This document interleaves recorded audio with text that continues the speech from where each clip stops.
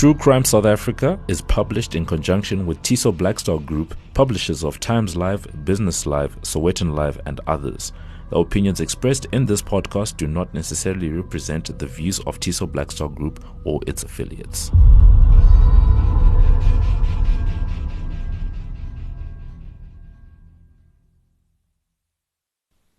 Welcome to True Crime South Africa.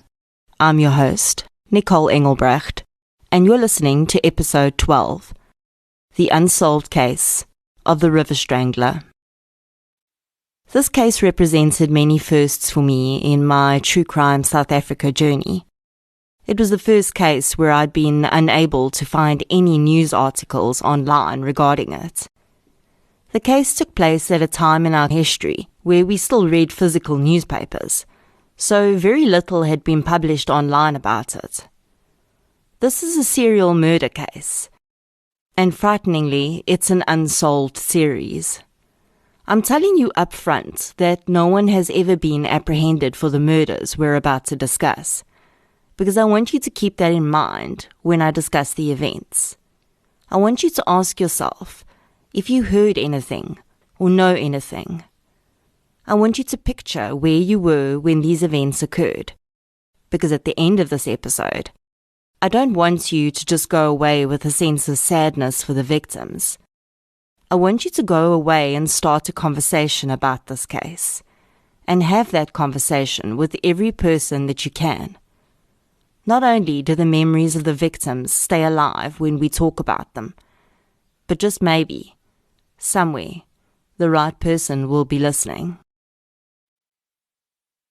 I first heard about this case while reading one of Mickey Pistorius's books. She included a brief synopsis on the case, as she'd been called in to profile the offender, along with Elmarie Marburg. The idea that a serial killer, who had committed such vicious acts, was possibly still roaming South Africa, haunted me, as did the fact that two young girls, as well as two surviving victims, did not get the justice they deserved. I've been looking into this case on and off for a few months, and ended up speaking to about 15 different people regarding the case. Pistorius's book focuses on the hard facts, and as such, I still had no idea who the two victims were, and there was no way I was going to cover the case if the victims were just going to be names on a piece of paper. I found a Facebook group for current and previous residents of Pinetown where the case took place. There were a few posts where people discussed the events of that time, and so I started messaging people. I'd expected a backlash, perhaps some people who really didn't want to talk about such a devastating event, but that wasn't what I got. What I found was a whole lot of people who had lived with this horrible thing in the back of their mind for 25 years, and were either very happy to be able to talk about it, or just comfortable sharing their experiences. To clarify, in talking to these people, I wasn't looking for salacious details about the crimes themselves. I wanted to start seeing the victims through the eyes of these people who knew and loved them. I'll get into exactly what was discussed a bit later, but I felt it important to explain my process. There's a conversation I had while researching this case that will stay with me forever. It was with Michelle Forsyth, one of the victim's school friends. She had been so glad to hear that someone was looking into her friend's case, and she agreed to chat to me on the phone. I was not prepared for that conversation. As Michelle discussed her memories of her friend and the horrifying day she was killed, I could hear the raw emotion in her voice. 25 years later, the loss of her friend in such a brutal way had left an indelible mark on her life. I've been fortunate enough to have never lost anyone very close to me to an act of violence, and this conversation made me realize how the trauma of this never really goes away. The world forgets and moves on, but the people who loved the victims never forget, ever. The actions of one individual scarred an entire community and send ripples out into time that are bumping up against people 2.5 decades later. Let's get into the case of the River Strangler.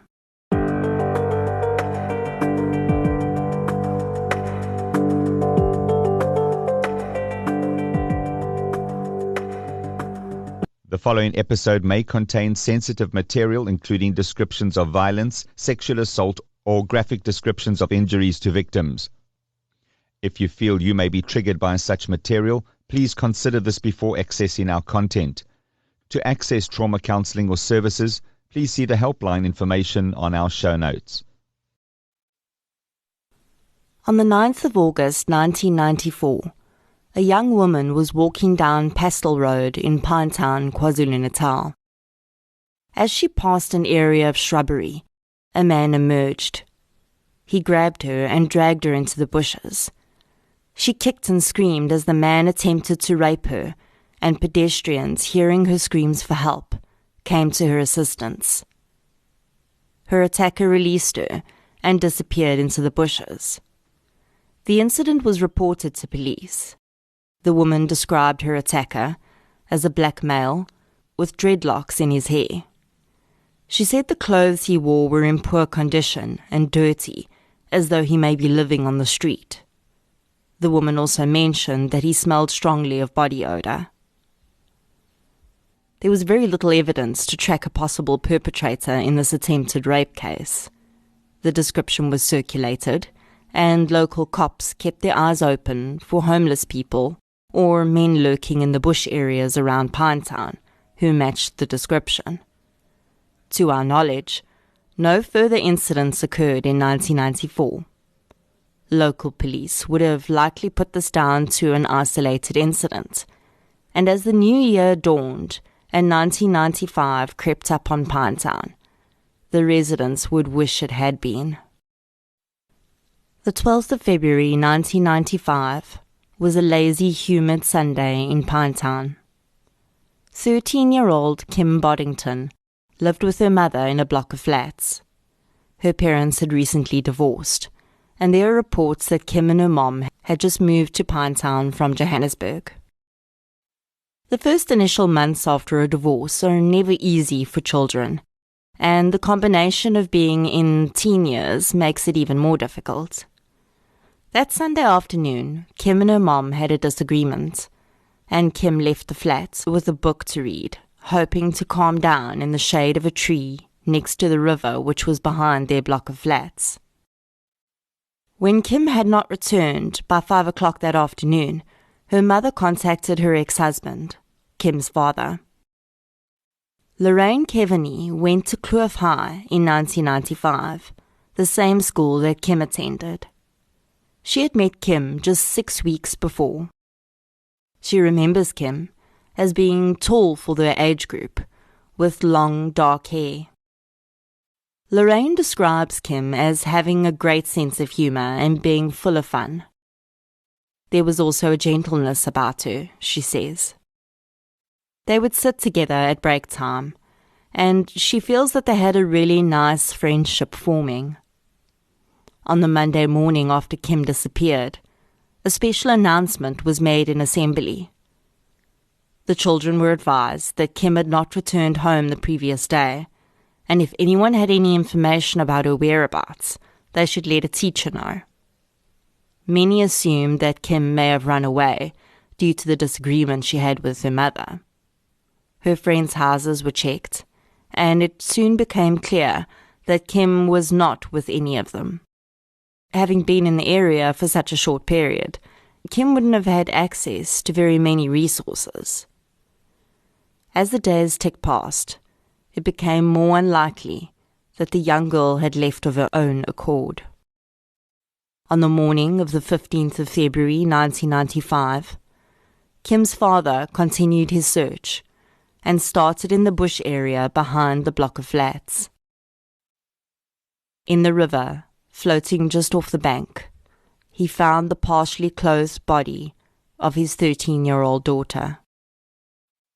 Kim Boddington had been raped and strangled. Scene forensics would later determine that Kim had been sitting under the tree reading her book when she'd been approached from behind. The assailant had likely covered her mouth to stop her screaming, as none of the residents of the nearby flats had heard anything that day. Kim had fought back, but the assailant had torn off her shorts, raped her, and then strangled her.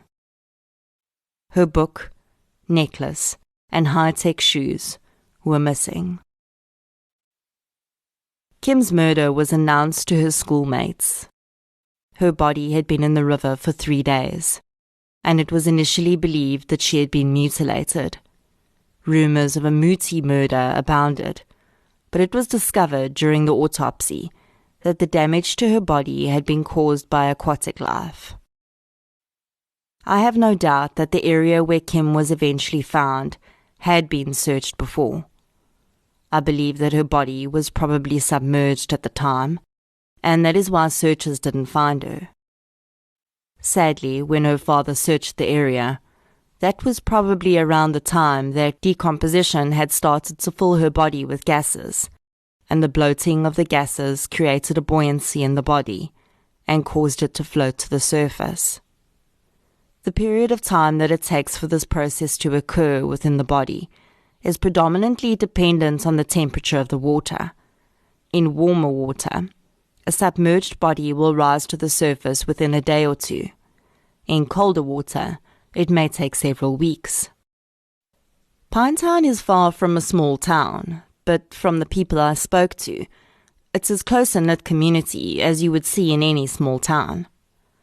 Close-knit communities are supportive and form a safety net for families during times like this. But close-knit communities also have deeply ingrained grapevines and gossip mills. And when a tragedy like this strikes, the panic that ensues can cause broken telephone syndrome in the worst way. Most of the people I spoke to when I was researching this case had very similar memories of the facts. A few were very different, but that wasn't why I was speaking to them. These people were my connections to the victims in this case, and they all did an amazing job of helping me to understand who the victims were a little better. They also all recreated a sense of panic that existed during that time. Stories were flying. Parents were terrified for their children's safety. Things like this didn't happen to girls like Kim in Pinetown, but it had. And before the investigation could gain any ground, it happened again.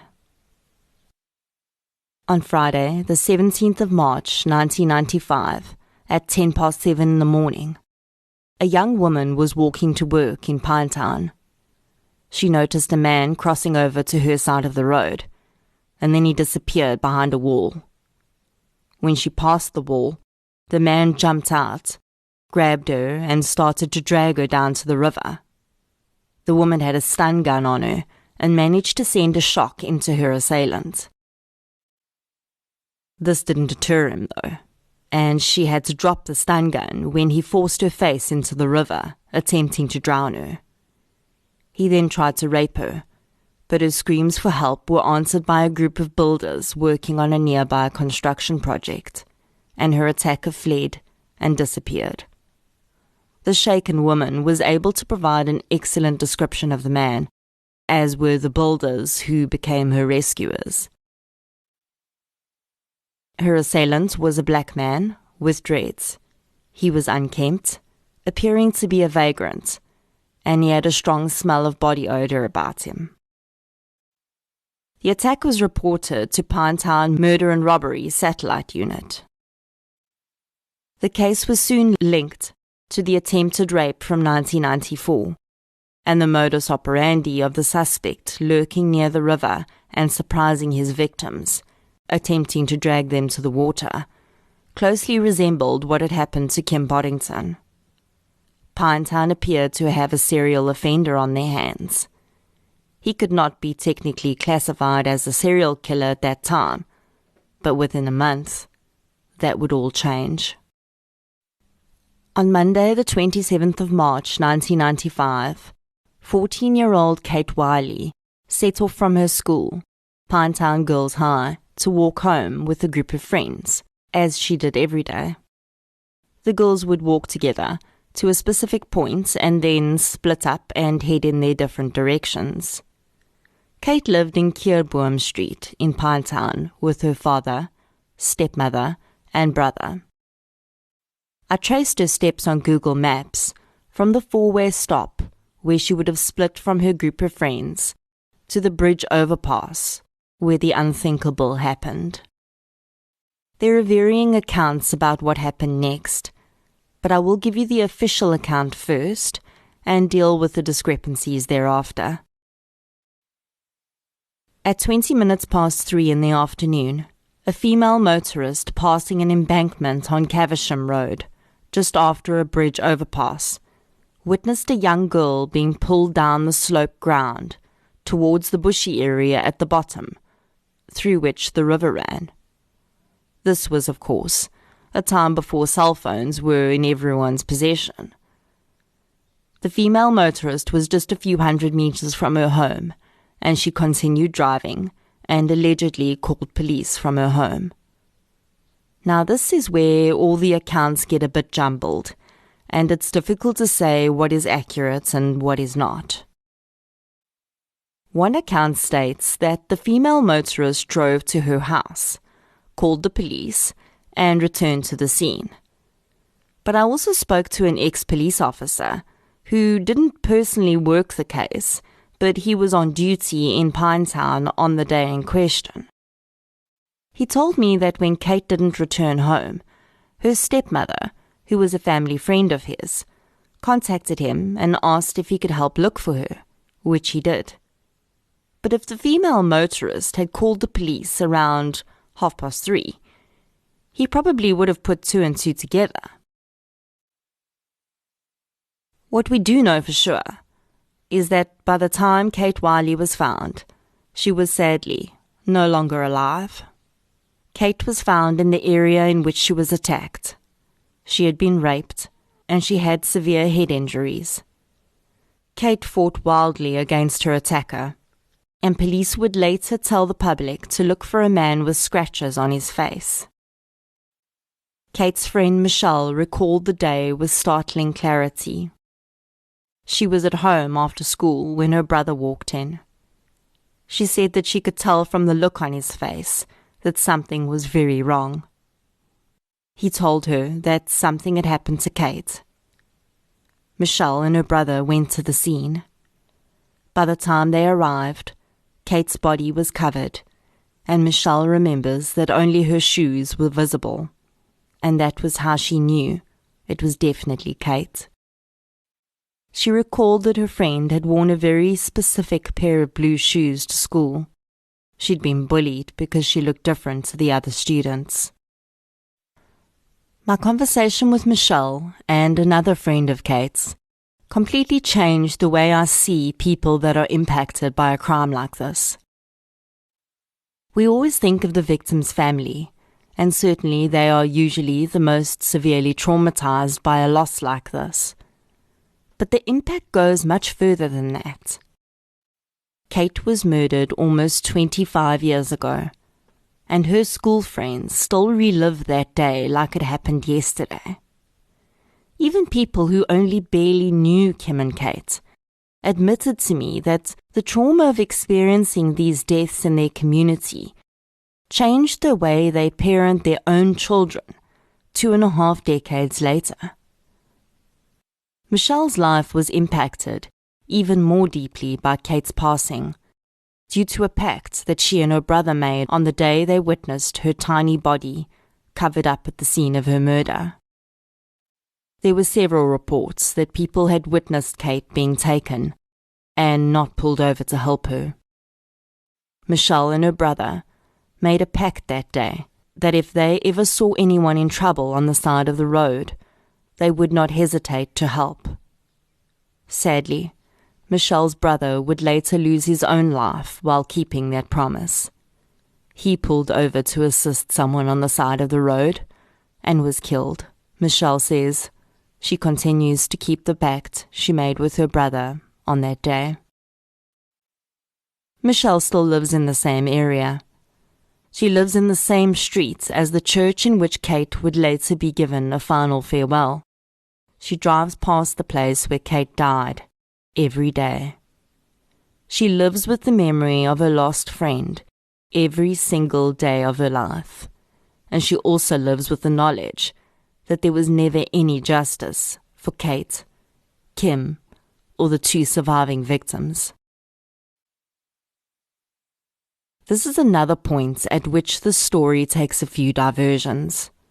As I mentioned, I read about this case in Mickey Pistorius' book. She was brought in to profile the killer, along with fellow profiler Elmarie Marburg. The police worked this case hard. Pistorius and Marburg were still talking about the case in the media 2 years later. But the killer had seemingly disappeared like a ghost into the mist. We know that serial killers don't stop, and Pistorius states in her book that there are one of two options here. Either the killer moved to another area, or he was killed in faction fighting, which was rife in the KwaZulu-Natal area at that time. One of the other branches that the justice question takes came up when I was discussing this case with an ex-police officer, now private investigator. He mentioned that a suspect was arrested in Pietermaritzburg for similar killings. The PI says that he remembered the man being linked to the River Strangler murders through his modus operandi. The man was allegedly found not fit to stand trial, and he was committed to a psychiatric facility. The PI remembered seeing this in a Pietermaritzburg newspaper in the early 2000s. I searched high and low, and I couldn't find a reference to that anywhere. It gets a bit frustrating researching these older cases, because we have so little access to online information. I'm pretty sure this article is out there, but whether a link was definitively established or not is unknown. Another noteworthy part of the lack of resolution in this case is that many of the people I spoke to who lived in Pinetown at the time, or even still live there, were under the impression that this killer was brought to justice. I tried to figure out where this rumor started, but only found a few more dead ends. One woman even said that she'd been told by a police officer that a suspect had been arrested. This rumor may have been linked to the Pietermaritzburg suspect, but many people believed that Kate and Kim's killer was arrested within months of the murders. When I told them that this was not the case, they were shocked. I've wondered whether this was a way of calming down the public. I can only imagine the huge outcry that erupted in Pinetown at the time. The police must have been under a huge amount of pressure to solve the case. Now, I'm not for a minute saying that anyone in the police started a false rumor on purpose. I don't think that's the case. But I do think that when the rumor started circulating, it may have been preferable to let sleeping dogs lie. We do know that the police were still investigating this case many years after Kim and Kate were killed, so it's not like they took this as an opportunity to stop investigating. They wanted this killer caught as much as the community did. As I've mentioned before, when I cover these cases, I prefer not to involve the families unless they've been public about the case and invited contact. I took the decision to leave the family members of these victims alone. A few people I spoke to were still in contact with the families, and they said they would mention the podcast to them. If any of Kate or Kim's family members do come forward and want to chat about their girls, I'll gladly do so. I don't ever want to be the one to purposely invade anyone's privacy, especially people who have lost so much. An ex-cop told me that Kate's dad worked her case himself for many years, building up a pack of newspaper clippings and information. That's such a tragic image for me. A dad struggling to get justice for his little girl when the evidence just doesn't seem to be there. We've looked at a few cases now which occurred during the time that South Africa was undergoing its transition from apartheid regime to democracy.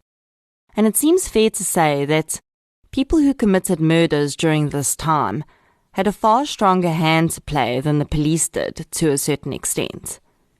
We all know that this was a time of major turmoil in South Africa. People were suddenly free to move around and do as they pleased, and while that's a human right we should all have without a doubt, it also creates a very sudden opportunity for bad people to do bad things. We saw this in the Moses Sithole case, with so many of his victims not being identified because of all the movement people were doing, and the fact that police stations may not have caught up with the fact that they were now a service and not a force anymore. What I would like to say is that while researching this case, I spoke to a lot of very committed police officers. When they heard what I was doing, they were all very willing to advise me on how I could find out where the case file is being held.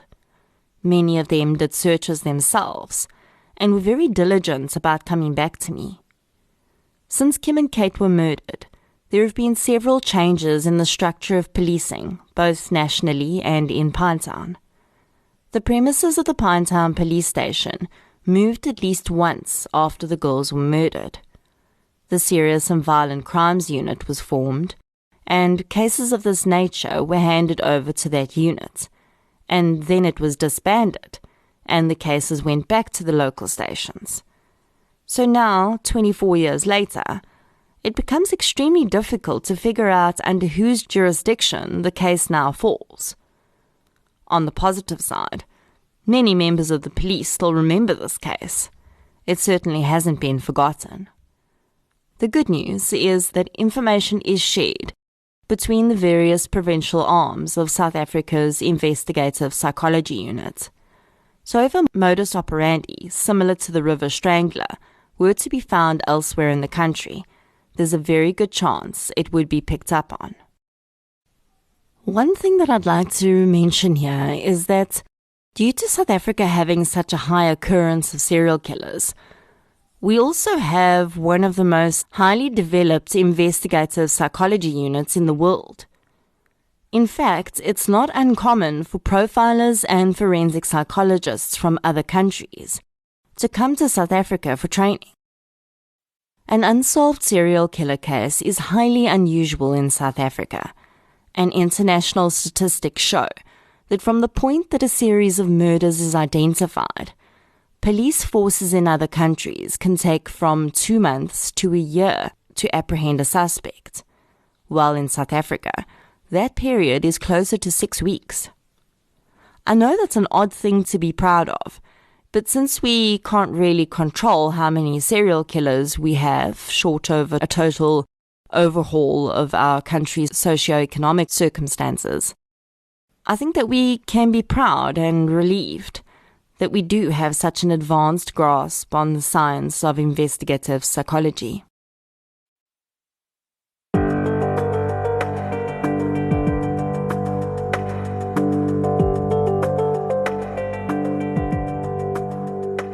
We know that the investigative psychology unit classed this case as a serial murder, and I can certainly see why they would have done that. I believe that this was predominantly based on the modus operandi of the killer. A few members of the public that I spoke to expressed frustration that it had been classed as a serial offence, because the cause of death in Kim's case was strangling, and in Kate's case, she was essentially bludgeoned to death. Serial killers do change their method of killing, though. For this killer, the major fantasy was most likely about the rape, and the murder was a way to silence and further control the victim. His fantasy developed, and he may have realized that it takes a very long time to strangle someone. His acts were very public, and in Kate's case, he may have suspected that passing motorists had seen him, so he chose a quicker method of killing. If I managed to find the station that held this case file, my question would have been, is there DNA? As we know, most cold cases are solved on the basis of DNA. Just recently, we've seen a 12-year-old cold case in Stellenbosch solved through a DNA match. We were definitely collecting DNA from crime scenes in 1995, and with there being sexual assaults in Kim and Kate's case, I'm sure that there must have been some DNA left behind. But you need a sample to compare that DNA to, and therein lies the challenge. Kim Boddington's high school friend Lorraine remembers that Kim's birthday stayed on her homeroom teacher's birthday wall in her classroom for the rest of the year. Lorraine has never forgotten that date, and she thinks about her lost friend every year on her birthday. Kate Wiley was described as a quiet girl, and unfortunately, I was told by many people that she was bullied at school. This fact seemed to deepen the sadness that her friends felt about her passing. Many of the people I spoke to said that it seemed so unfair that a young girl who had struggled so much to fit in had then met with such a violent and horrendous end. One lady I spoke to was a few grades ahead of Kate in school, and they both volunteered in the school library. She spoke about how Kate seemed to look up to her and admire her, and she'd found this strange at the time because there was a significant age difference. But she was always kind to Kate and happy to chat with her while they were in the library together. She hadn't been aware that Kate was a victim of bullying, so when I mentioned this fact to her, it all fell into place. She then realized that Kate was gravitating towards her because she showed her kindness. I felt it important to mention to her that she was probably one of the few people at school who had shown Kate any kindness in her last days, and that she most likely made a big impact on the young girl without even knowing it. You never know what someone is going through, and you never know how much a kind word means to someone.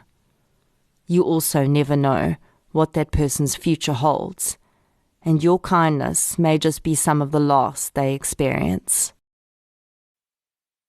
I spoke to another friend of Kate's, Sandy Jordan, who now lives in Australia. She knew Kate from the age of 9. Sandy is still extremely traumatised. She told me that she feels guilty because she had to part ways with Kate when they were walking home that day, and she believes that if she hadn't done that, Kate may still be alive. I mentioned to Sandy that she's experiencing survivor's guilt. She made mention of many other circumstances that, if they'd just been slightly different, would have changed the entire outcome of that day. This is so common in cases like this. But as I told Sandy, the fact remains that there's only one person responsible for Kate's death, and that's the man that took her life. We all make decisions on a daily basis, and we have no idea how those decisions may impact someone else's future. But the guilt for a situation like this will never rest with anyone except the perpetrator. Sandy remembers Kate as being kind and gentle, and always positive no matter what challenges life threw at her. Sandy doesn't believe that Kate's murder was linked to Kim's. She believes that there was more than one person involved in Kate's murder. What stood out for me so vividly in my conversation with Sandy was her deep grief, and how the loss of her school friend 24 years ago has impacted so many aspects of her life. I recently listened to an audiobook called No Stone Unturned, which is about the formation of the NecroSearch group in America, a group of people from all different scientific, forensic, and law enforcement backgrounds that formed in the 1970s to help uncover clandestine graves. They use a phrase to explain why they look for the graves of people who have been murdered, sometimes decades before. The phrase is, "There is no statute of limitations on grief." I think that phrase perfectly describes this case. No matter how much time has passed since the murders of Kim Boddington and Kate Wiley, the grief and trauma for their community, friends, and family remains as vivid and painful as the day they were taken. This episode took a long time to come to fruition, and in the end I had to decide whether to wait to see if I could find more evidence about the case or proceed with what I had. The episode has been quite a bit different from what you're used to from True Crime South Africa, as there's so little information available about the crimes themselves. But I think that in itself makes a statement. This case struck me because it seemed a perfect example of the kind of case where the victims have lost their voice over time. In speaking to those who knew and loved them, I feel that I at least have a better idea of who they were, and now, in turn, I hope that you do too. The hope for resolution in this case is always present, but failing that, at the very least, far more people are now aware that in 1995, 2 young girls lost their lives to a vicious predator. They had their entire futures ahead of them. They were human beings, and they did not deserve what happened to them. Their names were Kim Boddington and Kate Wiley, and they may have lived for a very short time, but their impact has been far-reaching and abundant. I would like to thank the following people for their assistance in researching this case and for sharing their difficult and traumatic memories with me so that we can remember Kate and Kim and hopefully bring awareness to the fact that they never got justice for what happened to them. Debbie Harrier-Jones, Debbie O'Brien, Sean O'Brien, Justin Mazau, Eva Wilson, Michelle Forsyth, Jodie Lee Davy Craig, Lorraine Kavanagh, Angela Hawkins, Nola van der Vorp, Sandy Jordan, and Dawn Morton Kingsart. Thank you for listening to episode 12, The Unsolved Case of the River Strangler. If you enjoyed this episode, please be sure to follow us or subscribe on the platform you're using to listen to us. You can also follow us on social media. We're on Facebook, Twitter, and Instagram. As always, I appreciate your support for the podcast as well as the victims whose cases we cover. I'll chat to you soon.